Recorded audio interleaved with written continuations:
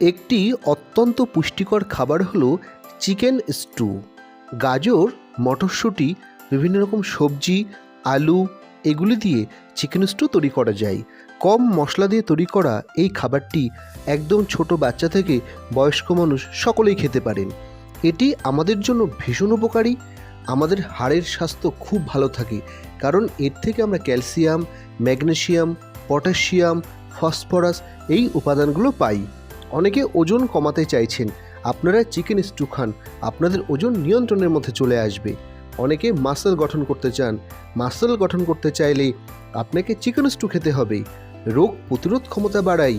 অনেকে দেখবেন ঠান্ডা, কাশি বা ফ্লু ঘটিত রোগে ভোগেন, এই চিকেন খেলে ফ্লু ঘটিত যে কোনো রোগ থেকে আপনি সহজেই মুক্তি পাবেন। হার্ট ভালো থাকে আমাদের, রক্তচাপ নিয়ন্ত্রণে থাকে, কোলেস্টেরল কমায়।